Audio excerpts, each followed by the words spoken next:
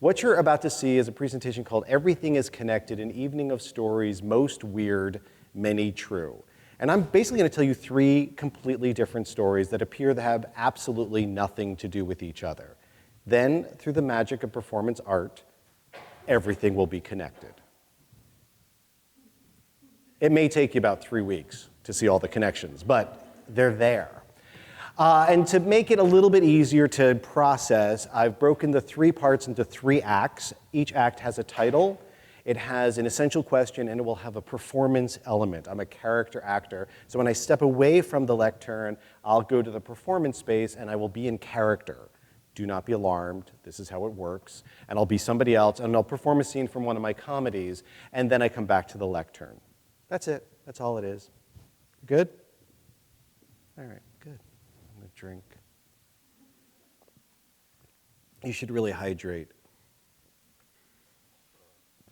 It's good for your skin. No, seriously, I'm older than Bernie Sanders, and he doesn't look like it. So, okay, Act 1. Act 1 of our evening is called Homo No Mo. Homo No Mo. All right, so I am gay, which isn't terribly interesting anymore. There was a time when it was pretty exotic and potentially dangerous for someone who's gay to stand up and say, I am gay, even at a place like Elon. But now it's like, yeah, so what? What else you got? Now, there are other people with other identities for whom it is a little bit more exotic and potentially dangerous. But for me, I'm just a cisgender gay guy, boring. But I do have a pretty interesting backstory in that although I'm gay, for a huge chunk of my life, I attempted to become straight. I was involved in all sorts of conversion therapy programs. Any of you all ever heard of conversion therapy? It was an attempt to help me become straight. I just thought I'd be more valuable as a straight person. At age 17, I made the executive decision that I no longer wanted to be gay. I figured I'm an American. I could be anything I want to be. I could be an astronaut, an NBA basketball player, practicing heterosexual. Surely it can't be that complicated. Turns out it was pretty complicated, actually. And I spent 17 years and over $30,000 on 3 continents attempting and utterly failing to de-gay myself. My husband's very happy that I failed at that particular thing. And people, when they hear this story, which is a bit outrageous, it's not your normal everyday story, they're like, wait, but what did they do? How did they try to make you straight? And let me tell you, I did everything you could possibly do short of electroshock therapy. I went to weekly support programs. I went to 12-step programs, lots of prayer, lots of Bible reading. I'm a Christian, so that was a part of the process. I experienced 3 different exorcisms. They thought I had evil spirits, and they tried to take them out. 2 of them were in New York City, not really known for their exorcisms, but there you have it. And one was in England. I didn't expect that at all. It was a lot gentler than the New York ones. When they were done, they were like, would you like a cup of tea? And I'm like, sure. So I've done some pretty outrageous things because I just thought it was just so important to become straight, which is silly in the end. But the most outrageous thing I did was when I moved from England. I was living in England at the time, moved to Memphis, Tennessee, and enrolled in a program called Love in Action. It was actually this film, this was the subject of a film last year called Boy Erased. And the guy who wrote the memoir that led to this major motion picture spent 2 weeks in Love in Action, and it was just so over the top and so intense. He got a whole memoir out of it that got turned into a motion picture. I spent 2 years in Love in Action because I'm an overachiever. And I can tell you what it's like to be in a program like that, but I thought it might be more interesting if you just experienced it. So if I have your consent, because consent is very important with these matters, if I have your consent, I'd like to perform a scene from my play, Due in Time in the Homo No Mo Halfway House, How I Survived the Ex-Gay Movement. Do I have consent? Good. All right. In this scene, everything you're about to see is true. Names have been changed to protect the innocent as well as the guilty. You'll meet 2 characters, Chad and Vlad, because I like to rhyme Don't ask me why, it works for me. And that's really it. So enjoy, yes, and it's very funny and it's disturbing at the same time. So if you laugh and you feel a little uncomfortable about it, that's about right. Just laugh though, don't hold it in, let it out. Performers like reactions. Okay, so now here is a scene from Doing Time in the Homo No Mo halfway house, How I Survived the Ex-Gay Movement. Hi, and welcome to the Homo No Mo halfway house. My name is Chad, and I will be your tour guide. The Homo No Mo halfway house is a Christian residential 12-step program that helps men, and women too, we do not discriminate, overcome homosexuality and compulsive sexual behavior. It is an amazing program, and I thank God they took me in just in time. So before we go any further, I thought I'd tell you a little bit about the program and how it operates. And to assist us with that is one of our newest participants, Vlad. Hey, Vlad, we're ready for you. Vlad is from the former Soviet Republic of Ashkerbazar. I never say it right. But it is so exciting what the Lord has done, how he has torn down those horrible iron curtains. And those people who for years lived under so much lies and oppression are now free to come to our country and be part of a program like this one. Yeah, thank you, Jesus. So here's Vlad. Hey, Vlad. So Vlad's going to tell you a little bit about the program and how it operates, and I'll add my running commentary. And don't be nervous, Vlad. They seem like a very friendly group tonight.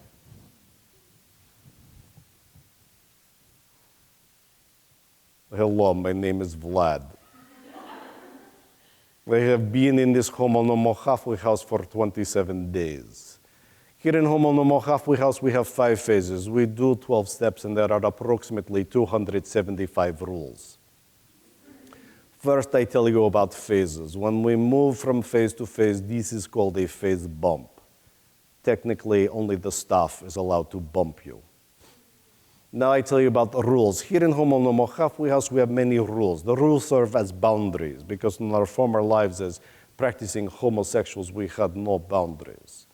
Now, to me, all of the rules, they are important, of course, but probably the most important rule of all is you must fuck us. Oh my gosh, what are you talking about?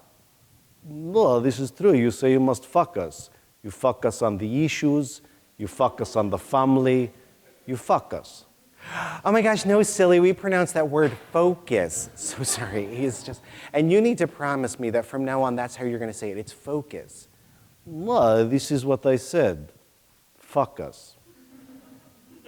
Now I tell you about the rules. Here in Homo No Mo halfway house, you cannot exceed more than 15 minutes per day behind a closed bathroom door.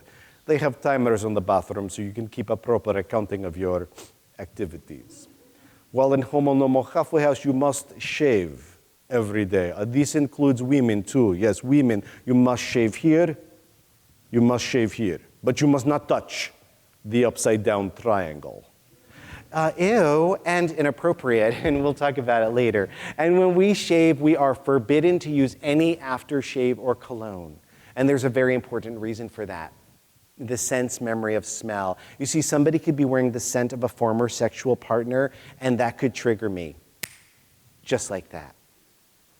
So let me just say, for my safety and yours, could you please stay in the back of the tour if you're wearing Calvin Klein Obsession? Here in Homo No Mo halfway house, you cannot go to the movies, you cannot watch television, you cannot have mobile phone, you cannot surf the internet, you cannot listen to music. Well, they do let us listen to contemporary Christian music. Praise the Lord. While in Homo No Mo halfway house, you are forbidden to have sexual relations with anyone, including yourself. While in Homo No Mo halfway house, you must report all FI behavior. FI stands for false image, because in our former lives as practicing homosexuals, we often hid behind masks. Oh my gosh, that's so true, Vlad. We would plaster over our true God-given personalities with these false image masks. Well, take me for instance. Oh my gosh, before I came into this program, I was so effeminate. No, seriously, I'm not joking. And they have done wonders on me. I think a lot of it has to do with the weekly football clinics we have. It's really butched me up.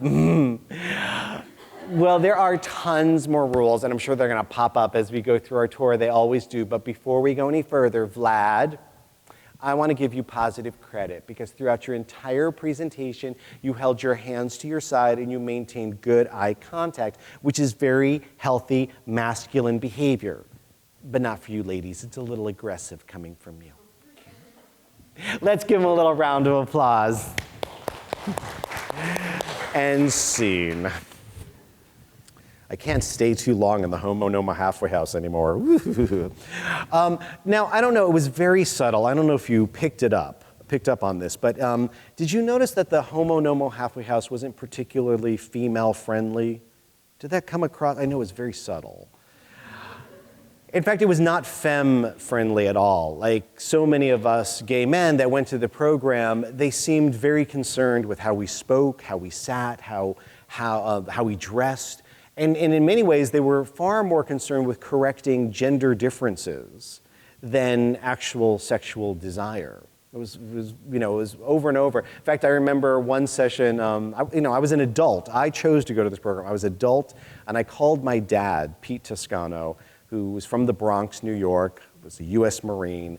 And that day I called him and I said, hey, Dad, guess what? In the program today, they taught us how to change the oil in our cars. Well, they taught the men.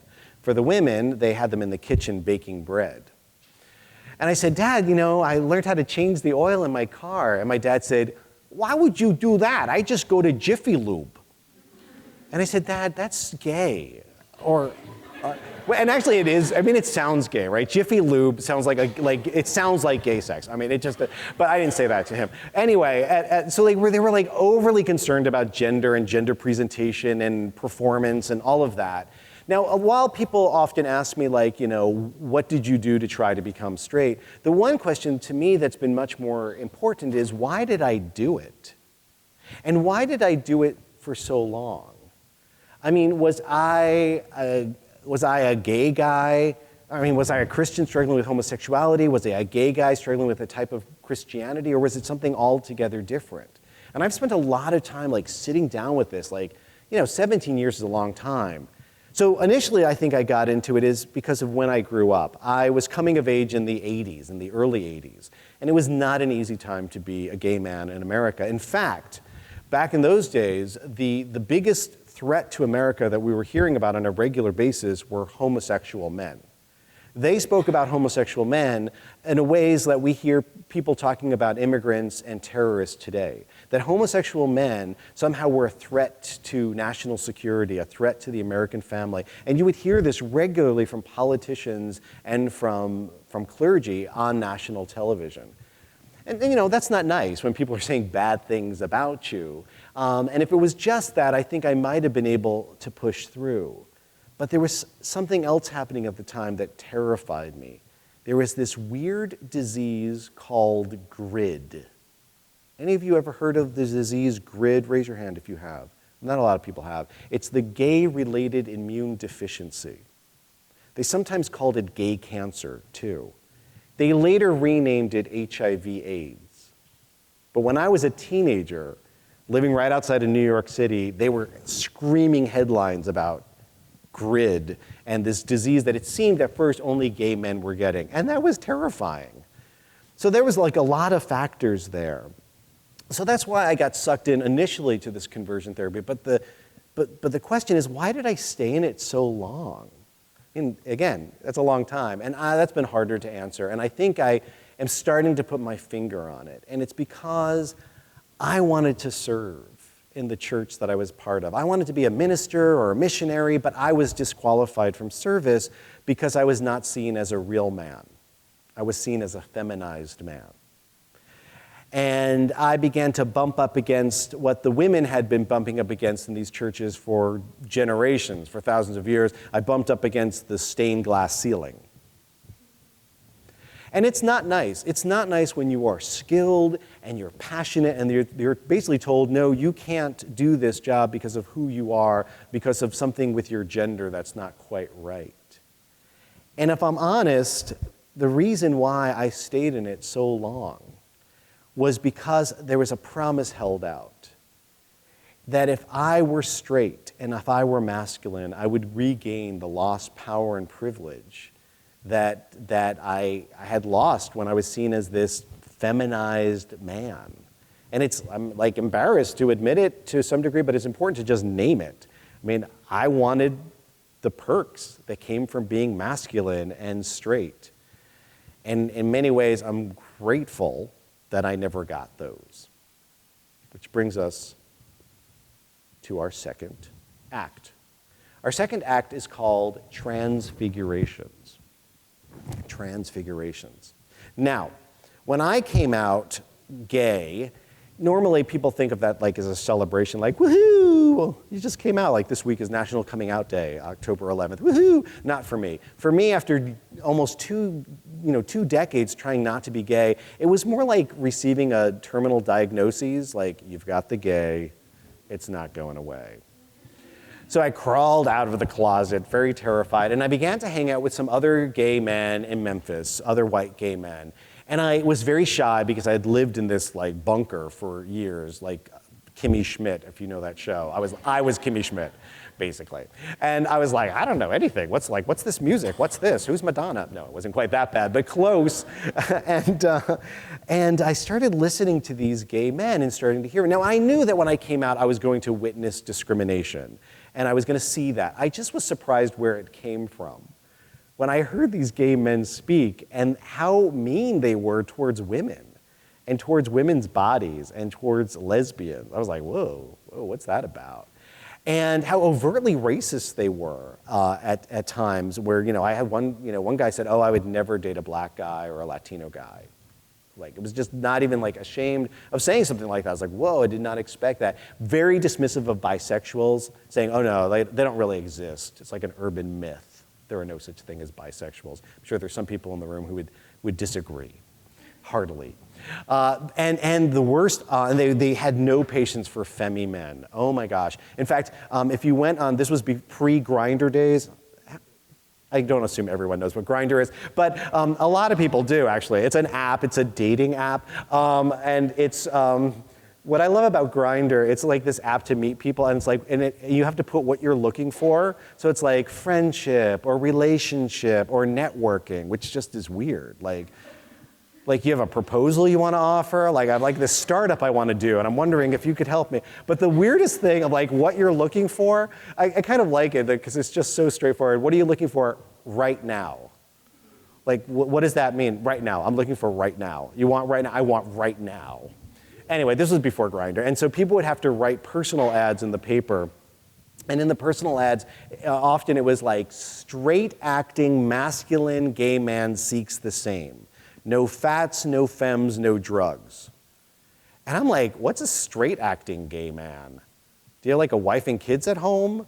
Because that's like what straight is. But like, no, they meant gender. They like, I want a manly man. I want a burly man. I was like, this sounds strangely familiar. This sounds a lot like the Homo No Mo halfway house, actually. And I got really pissed off. And I saw the same thing happening with trans people and non-binary people, like really ugly things these gay and lesbian folks were saying about trans people. And I was angry, and I thought, I did not just endure nearly 20 years of church-inspired bigotry and discrimination to land in a rainbow-clad version of the same damn thing. I mean, we got to do better than that. And it confused me because I'm like, wait, nobody likes us out there. We're all in the same boat together. Why are we after each other? So seeing all that, and at that point having a public platform where I was performing around the country, the Homo No Mo halfway house, I thought, I need to say something. I need to preach to the choir and like, let's sing a different song or sing it differently somehow. And so I thought under the circumstances, seeing all this transphobia especially, the only reasonable response was to do theology and Bible study.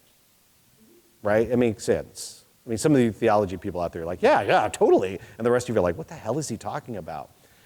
I went to the Bible, and it was a time when gay people in particular, they were like asking who's gay in the Bible. It's kind of like what happened in high school. We're like, who's gay in high school? And they would like open up the Bible like, was this one gay? Is that one gay? And I was like, you know what? I'm more curious about who in the Bible transgresses and transcends gender. Who breaks the rules of gender? Who rises above them? That to me was more interesting. So I wrote a play, a performance lecture called Transfigurations, Transgressing Gender in the Bible. And I performed it around, and I want to do a scene from that show. And in it, you just basically need to know that there are two characters that I'm going to reference, Jacob and Esau, who were twin brothers in Genesis, which is in the Hebrew Bible, like in the earliest times. And you need to know that they're twin brothers, but they're not identical. In fact, there's some Bible geeky people here who could help with this. If I were to be playing Esau right now, like physically, how would you know that I'm Esau by just seeing me on stage? Anybody know what the big physical characteristic of Esau is? You can speak, it's okay. Hairy. He's a hairy man. So on a scale of 1 to 10, 10 being like a gorilla, where are we with Esau? Like a 10?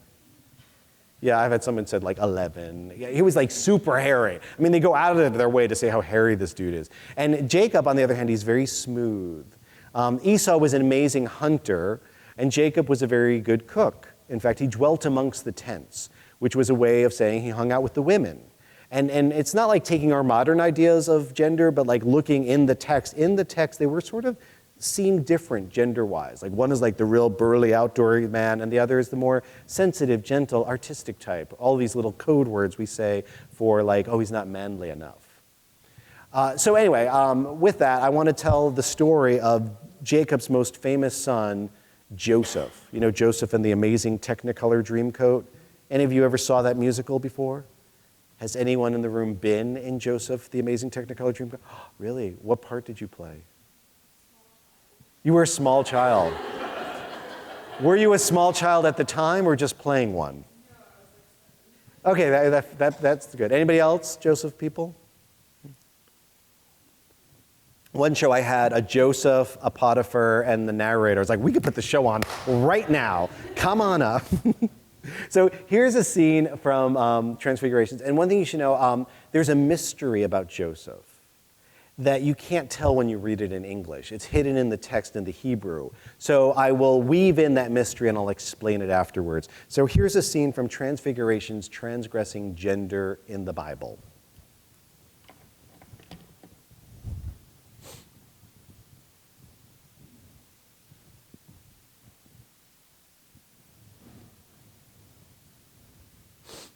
Yeah, I'm Esau. You probably know my brother Jacob, although he went and changed his name to Israel. We're twins, Jacob and me, although you'd never know by looking at us. I mean, I'm a real man. I'm big, I'm hairy. I'm always out in the field doing real men's work. Well, my brother, he's as smooth as a woman. Very sensitive growing up. He liked to dwell amongst the tents with the women. They're cooking, they're gossiping, they're scheming. He was a real girly boy. And since I was normal, our father Isaac, well, he favored me.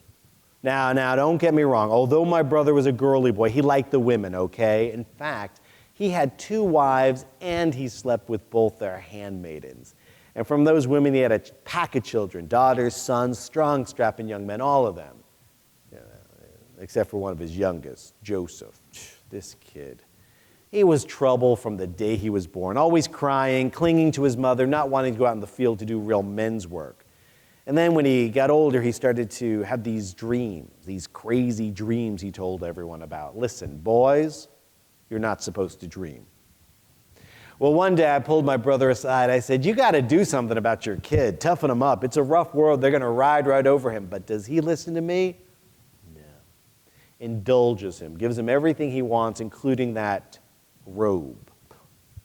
You wouldn't catch me dead in a robe like that. For one, too expensive for my taste. A royal garment, the kind of garment that a king gives to his virgin daughter. It was a princess dress. Oh yeah. My brother Jacob gave his son Joseph a princess dress. That kid, he put that dress on, he flitted about the compound like he was some kind of butterfly. And I thought, this is not going to end well. Sure enough, one day when the boys were out in the field doing real men's work, Jacob sent Joseph to go check on them. And this kid, no sense in his head, he puts on the stupid dress. He goes traipsing across the countryside, making fools out of all of us. His brothers, they saw him in a distance, and they said, "Enough of this dreamer." They rushed him. They threw him to the ground. They beat him black and blue. They're trying to beat some sense into him. And they ripped off the stupid dress, tore it to pieces, defiled it in blood, came back with a bloody garment and a story about how their brother was attacked by a wild beast, and that's all that remained.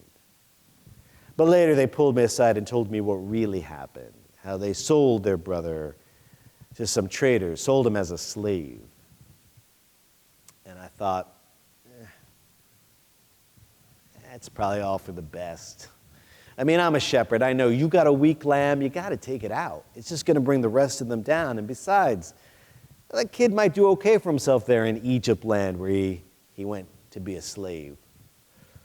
Well, years went by. I didn't give him a second thought. Who's got time to mourn? And then we had that famine, drought. It comes in cycles. You just got to be man enough to ride it out. But this time you couldn't scratch life out of the earth. It got so bad we finally sent the boys to Egypt to get grain. Not to beg. We don't beg from anyone. So they go to Egypt and they're brought before some high official in Pharaoh's court. He had a headdress, a makeup, a flowing robe. They couldn't tell if he was a man or a woman or a eunuch or what. Those Egyptians. Turns out it was their very own brother Joseph.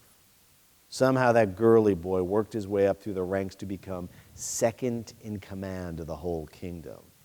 Now this was Joseph's chance to get back at his brothers, to get his revenge. An eye for an eye, a tooth for a tooth. You don't let anyone ride over you. But does he?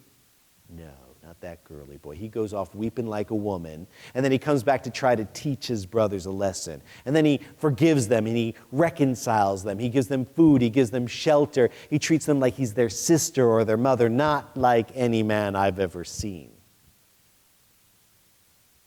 And in so doing, that girly boy, my nephew, Joseph,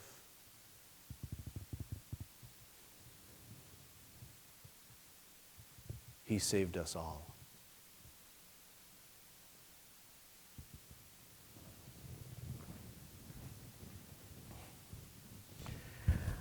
I don't know about you, but whenever I read the story of Joseph and his brothers and sister in Genesis, I always cry at some point, particularly that moment when he reveals himself to his brothers when they're there in Egypt. They don't recognize him, and he's in full Egyptian drag, and they don't know who it is. And he reveals this is the brother that they had wronged, and he ultimately forgives them after he toys with them for a bit. It's a very well-constructed narrative, and it's a narrative about inheritance rights. Who's going to get all this stuff? And in the story, the eldest brothers had fallen out of favor, and so it was uncertain who was going to get the stuff. And then suddenly there's this younger brother, Joseph, who's beautiful and precocious and has verbal linguistic skills, and there's some anxiety. And he's also a bit of a brat, too, and lords it over his brothers. And so that when they see him in public, they get crazy with him, and they are violent. And it's in part because Jacob doesn't make things better, because at one point he singles out his son and he gives them this garment. And the garment sometimes is translated as a coat of many colors or a robe with long sleeves. But in most study Bibles, if you look at like the NIV study Bible, at the bottom there'll be a note that says the exact meaning of the Hebrew word is unclear, that scholars don't actually know what the garment is. So you say, well, let's go to Hebrew and see what it is in the Hebrew. The Hebrew word for the garment that Joseph had was a ketonet pasim. Jacob gave Joseph a ketonet pasim. And if you look in the book of Genesis, it appears nowhere else. It's just this garment that Joseph got, that his brothers tore apart and defiled. Well, the Bible's huge. There's other books. And if you do a search through the entire Hebrew Bible, or what some call the Old Testament, you will find nowhere that the word ketonet pasim appears anywhere else except for one other scene in the book of 2 Samuel. It's a story of King David. It's actually a story of King David's daughter, Tamar. And it is a dreadful story of sexual violence, of rape, and what happens in a family and a nation when we don't take those crimes seriously. In the story, David has multiple wives and sexual partners, and there's all these children in the palace, half-brothers and half-sisters. And at one point, Amnon lures his half-sister Tamar into his rooms, and there he rapes her. And in a sign of mourning, she rents her garment, she tears her clothing. And it says in the text that the princess Tamar is wearing a ketonet pasim. And then it actually goes on to define it, the garment worn by the virgin daughters of the king, a princess dress. Now, I can imagine a traditional Bible scholar looking at the Genesis account, looking at the 2 Samuel account, and concluding, well, the exact meaning of the Hebrew word is unclear. No, we have no idea. It could mean anything. No, if you have intellectual integrity, you have to admit that one possible interpretation is that Jacob gave his son a female garment. It doesn't have to be the only interpretation. It doesn't even have to be the one you ultimately agree with, but it needs to be on the table because it's in the text. And if we take that interpretation for a moment, well, suddenly the story takes on a whole new light. Because the brothers who have issues with Joseph to begin with, when they see him in public wearing the ketonet pasim, they get irrationally violent. Not only do they do violence to his own body, but even to the garment, tearing it apart. And if it was such a fine-ass piece of clothing that they were jealous about, they would have figured out how to ditch their brother, and somebody would have gone home wearing this thing. But they wanted nothing to do with it. There was something transgressive about it. There's something punitive in their violence. Like, we're going to teach you a lesson. And the violence I see in that story reminds me about violence I hear about in the world today towards trans people, non-binary people, particularly transgender women, especially transgender women of color. Horrific, over-the-top violence. Every year there's an event called the Transgender Day of Remembrance held in November. And has any of you ever been to the Transgender Day of Remembrance? It's not the only day of the year that trans people are recognized, but to me it's the most sacred day of the year. It's the day that we gather and we say out loud the names of all the trans people that were murdered in the past 12 months. And the list is always so long. And the violence is so extreme.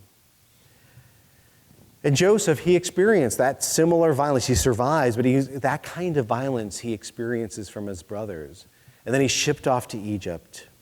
And in Egypt, he's favored by everyone. He's beautiful, and he's attractive, and he's smart, but he gets into trouble, and he ends up going to jail. But even in the all-male prison population, he rises to the top, becomes second in command, and then the brothers come. They have no idea who it is. He has the power to crush them, but he doesn't. And he doesn't act the way that he had been taught to act as a man. An eye for an eye, a tooth for a tooth. Instead, he forgives them, he reconciles them. He becomes like the matriarch of the family. Not that a man can't do this sort of thing, but up until that point in that family, that kind of conflict resolution wasn't modeled. He did a whole new thing. And for that reason, and many others, I find him an extraordinary Bible character. Which leads us to our very last act. Climate change, right? It makes perfect sense. You're seeing the trajectory of where I'm going? All right. How about you all just stand up for a moment? Let's let the Bible leave the room, and we'll go to stand up. No, like actually physically stand up, not just mentally stand up. I'm standing in my brain. Just get a little oxygen flow in. You know, this has got to be a sustainable event, right? You can't just be falling asleep or anything. All right, stretch, you can turn. All right, just don't get on the damn phones, because then you get lost in that wormhole. All right, and you can sit down. So it was now like almost 7 years ago, I got like super duper concerned about climate change, which was like so weird for my friends, because they're like, wait, what? There's like nothing in your background that we would think that you would have anything to do with climate change. I was so concerned about climate change that I actually stopped performing all of my queer and Bible stuff, and I took a year off to study climate science and climate communication. And at the beginning of the year, a question popped into my head. And as a scholar and as an artist, questions are really important to me. And I work a lot with questions, like who in the Bible transgresses and transcends gender. So a question popped into my head. And the question was, what is a queer response to climate change? To which my husband Glenn said, you have finally lost your mind.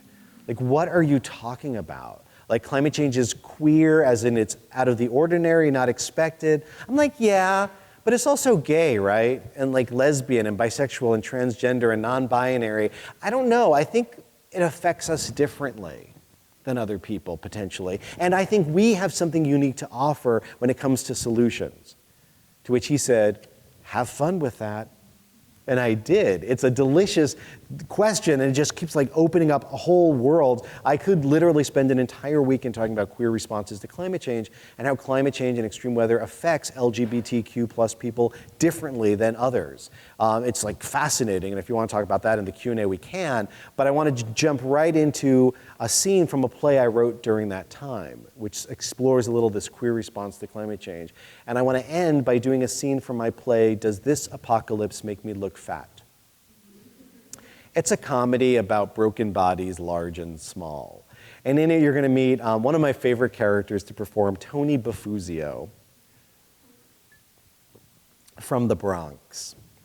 And Tony Bafuzio, it reminds me a lot about my dad in many ways, Pete Toscano, who had just passed away right before I started writing the play. So it was like, as an artist, it was my way of sort of holding on to my dad and channeling him. So we will end with this scene from Does This Apocalypse Make Me Look Fat? Hey everyone, I'm Tony Bafuzio from the Bronx. How you doing? You doing all right? Yeah, they gave me the job of talking about climate change. Thank you very much. All right, first thing, folks, do not freak out. People just freak out when they hear about climate change, all right? There is still hope, all right? There are solutions. There are people in this room right now working on solutions, all right? We're not dead in the water yet, all right? You understand? We're not going to go to hell in a handbasket, all right? Okay, we could be honest. We know the shit's going to hit the fan. But we don't know how much shit and how big of a fan we're going to need to make to deal with it. So, there's a lot of questions that are out there. Now, question, have you noticed, I don't know, maybe it's just me, but since this whole climate thing, there's been this huge uptick of polar bear imagery in the world and on the internet. Have you noticed all the polar bears? It's like polar bear porn and not the good kind. But these photographers, I'm impressed. They take these photographs and they tell whole stories. You see this polar bear, it's on an ice floe. It looks so sad. It looks forlorn. It like tugs at your heart, right? Like you want to go over, you want to hug it or something. No, you don't want to hug it. It will rip you to shreds. They're very dangerous creatures. But still, it's sad, right? The habitat's shrinking, so they can't go off and murder seals like they like to do. So you know what's happening with the polar bears now? They're going up on land in Alaska. They're going into landfills and dumps. They're going into people's garbage cans. They become a real nuisance. Polar bears have become the raccoons of Alaska. They're disgusting. I don't like polar bears. They're dangerous. They're gross. They're like the second most privileged white mammal on the planet. I don't got time for them, right? You know what I mean? So yeah, anyway, so that I've been seeing with climate change. Now, one thing I should tell you about me, Tony Bafuzio, you should know, I just want to get it out in the open. I am gay, okay? I don't even know why I say that. I'm actually not gay. I'm bi. I'm bisexual, all right? Which doesn't mean I'm confused, and it doesn't mean I'm greedy. Well, I am greedy. It has nothing to do with being bi. But, since I am bi and in part of the LGBTQ plus community, I've been talking to my friends. Like, what are some potential LGBTQ plus responses to climate change? And, there's lots, but let me tell you one possible response of how we can do something. Now, I'm going to tell you the worst case scenario. All right, gird your loins, okay? Worst case scenario with climate change, do not freak out. We're looking at the potential extinction of the human race. It's not going to happen. We're not going to let it happen. But what other people on the planet know a thing or two about potential extinctions or exterminations? Well, lots of people, but also LGBTQ plus people. I mean, back in the day, Nazi Germany, right? Adolf Hitler, what a piece of work this guy was, right? He didn't like anybody. Did he like anybody? Like, he didn't like the Jews. He didn't like people with disabilities. He didn't like Jehovah's Witnesses. I don't even have an idea what that was about. And he didn't like homosexuals. God help the gay Jew for Jehovah in a wheelchair. Public enemy number one. And these Nazis, man, okay, even before the war, they were keeping lists of all the gay men. And then they put them in prison. And then when the war started, they moved the gay men into concentration camps. They put these upside-down pink triangles to designate that they were homosexuals. And then, a lot of people don't know this, in the camps, they did all these sick experiments on them, trying to cure them from being gay, trying to make them straight. It was terrible. So, a lot of these guys, they had to, figure out, how do we survive this? How do we evade capture? How do we look after each other? But thank God the day came, the war ended, the Allied forces came in, all the heroes, right? The Americans, the British, the French, the other ones, whatever. They come in and they liberate the camps and they let everybody go. Well, except the officers, when they saw the upside-down pink triangle, they're like, wait, what's that about? The homosexuals? No, that's a crime in our country. You guys, you go back to prison. We know a thing or two about potential extinctions and exterminations. Even today, countries in the world, it's illegal to be gay. You could be executed for being LGBTQ+. Even here in America, there's an epidemic of violence against trans people, especially trans women, particularly trans women of color. We know about extinctions and exterminations. And a lot of times people ask me, well, what about you? What about your family? How are they with you being bi? I come from this Italian-American working-class Catholic family. Well, turns out the week that I came out bi was the same week I came out as a vegan. They had a harder time with the vegan thing. No, I mean, just last week, we're having a big family dinner. Everyone was there, my aunts, my uncles, my cousins, all the food's going by. I'm sitting next to my Aunt Rosalie, and the sausage and peppers, they go by, the meatballs, the raviolis, finally, the broccoli. And Aunt Rosalie's like, why are you eating anything? I said, it's because I'm a vegan. She said, oh, what's a vegan? And my mom says, it's a pain in the ass. So when I think about climate change, I think, we got history, LGBTQ people, that we might be able to draw from. And there's this weird time in history that I think we can learn a lot from and get things from, for climate change. So back in the day, like in the 80s, there was this weird disease called GRID. Have any of you ever heard of the disease GRID before? Raise your hand. Wow. Like, nobody knows that. I'm very impressed. You're impressive people. I mean, yeah, wow.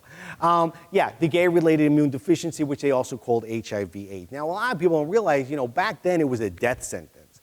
If you were diagnosed with HIV/AIDS, you were going to die within months, sometimes weeks. And it seemed like, at first, the stronger, younger men were dying faster.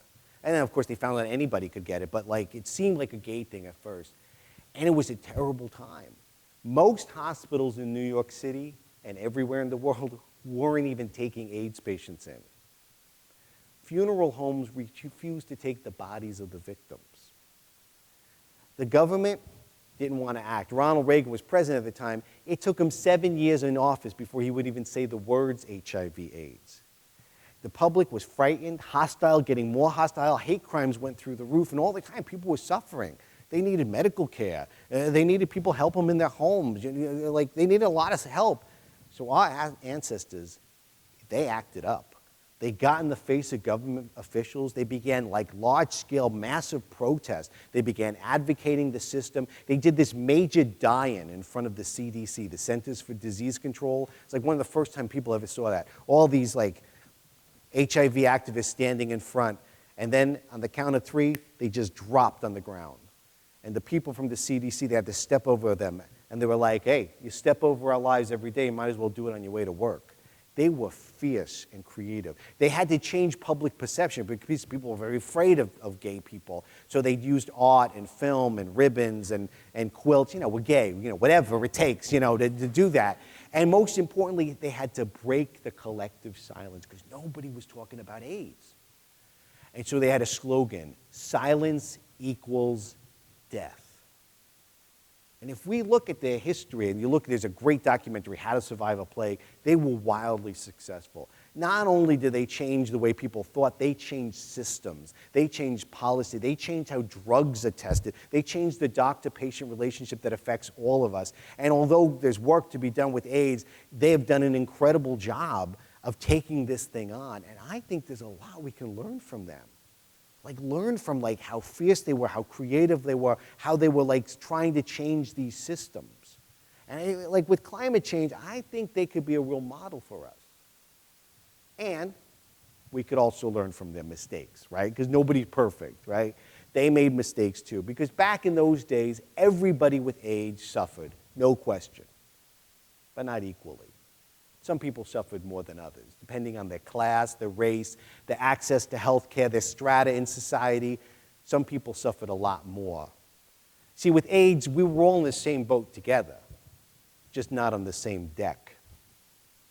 And that's exactly how climate change works. climate change affects women globally more than it affects men, which just sounds weird, but it's true. It affects people of color more than white people. It affects the poor and the working class more than the middle class and the rich. So basically, climate change is sexist, racist, classist, stuff that we're really good at dealing with, right? Which reminds me of a Bible story. Any of you know the story about Joseph and the Technicolor Dreamcoat? You know the story? You ever heard the story? I got this friend, Peterson. He says that the coat is a princess dress. I don't know about that. It doesn't matter because he gets it wrong. What this story is about is actually about climate change. All right, let me explain. So Joseph, he gets to Egypt. I don't even know how he gets there. He's in prison. I have no idea what he did to get there. It doesn't matter. But he's in prison, and all of a sudden, Pharaoh, the big guy, starts having these weird dreams about cows. Grandma Bofuzio said it's never good when you dream about a cow. Nobody can interpret the dreams. They haul up Joseph because he's good at dreams, drag him before Pharaoh. He says, okay, Pharaoh, tell me your dream. He says, these dreams, I'm having these cow dreams. So like in my dream, I see 7 beautiful, fat, sleek cows. They're coming up out of the Nile River. They're gorgeous, followed by 7 scary, skinny cows. Suddenly, the 7 scary, skinny cows are like vampires. They eat all the beautiful, fat, sleek cows, and I wake up in a panic. What the hell does it mean? Armed with this data, Joseph predicts climate change. Well, a temporary regional climate change. He says the cows represent years, 14 years. There's going to be 7 years of plenty. Anything you put in the ground is going to grow. It's going to be beautiful, wonderful, followed by 7 years of drought, famine, nothing. He predicts a climate change. And then he comes up with an adaptation plan. He says, all right, if we know this is going to happen, let's do something so people can eat. How about we grow as much food as possible in the good years so that there's food for the people in the lean years, which is very nice, right? Pharaoh loved it. They put Joseph in charge, and that's exactly what happened. Good years, all this food, drought, famine. In fact, it was during those years of famine that he got reunited with his brothers because they were hungry. They heard there was food in Egypt. They came as climate migrants, and fortunately from them, they had a friend in the government who could get them through that big wall that they had in Egypt. So that was good for them. Now, I'm Catholic. Is anyone else Catholic in the room? I don't know what the rules are about critiquing Bible people, but I actually got a problem with Joseph and his plan. Because although it was efficient, it wasn't fair. Because to get this food from Pharaoh, you had to pay for it, and it wasn't cheap. So the first year, people came with the money. They bought the grain. They went home. But the next year, they're like, we don't have any more money. And Joseph said, not a problem. Pharaoh takes other forms of payment. Do you have any livestock? Yeah, we got livestock, donkeys, goats, whatever, sure. The next year, we don't have anything else. Yeah, you do. What about your land? Oh, okay. Yeah, you live on your land, but Pharaoh gets a percentage. You're just renters now. The next year, we got nothing else. Yeah, actually, you do. You got your kids. How about you give your kids to Pharaoh, to serve them? And, we won't call them slaves because that's not politically correct. All right, sorry, kids, we got to eat, right? And then the next year, we're dying here, Joseph. We got nothing. Oh, yeah, you got your own bodies. How about you give yourself to Pharaoh as his slave forever? So Joseph's plan, it was effective. Oh, yeah, but it wasn't fair. It led to slavery. It led to oppression. It led to Pharaoh being the ultimate 1%. And to me, a queer response to climate change is one that makes the world better for everyone and not just for a couple of the fat cats at the top. To me, a queer response to climate change is one that gets everyone at the table so we can talk about these solutions and think about how their impacts will have that may be worse than the impacts of the actual issue of climate change. To me, a queer response to climate change has human rights, social justice, loving our neighbor right at the heart of it. Because why should we go to the trouble to save civilization and everything else we care about if we're going to be doing the same damn bullshit that we've been doing to each other for thousands of years? We've got to do better than that. I get so angry when I think about this stuff. I get so angry. I get so frustrated because you got these people. They're supposed to be so smart, right? They went to college. They're running the country. They're sitting on their asses, and things got to get done. And I'm freaking out, actually. I'm freaking out. I'm panicking here. In fact, I've been having these panic attacks, and I've got this friend, Lila. She does yoga. And she's been trying to help me because I get in a I don't know about you, I just get in a panic sometime. And she's having me do these breathing exercises when it happens, and it's happening a lot. And I'm like sitting here hyperventilating. But I've been trying to calm myself down. And it's going to sound weird, but lately when I've been doing these exercises, I've been hearing voices in my head. Not literal voices, but it's like, I don't know, it's weird. I'm picking up these messages, these weird messages from people in the future, 200-300 years in the future. And it's confusing me. It's not just for me, it's not just a message for me, but it's a message for you too. And I keep hearing these people in the future, and they're saying over and over and over again, thank you. Thank you. Thank you for everything you did for us. And I'm thinking, what the hell are we about to do that they're going to thank us for it?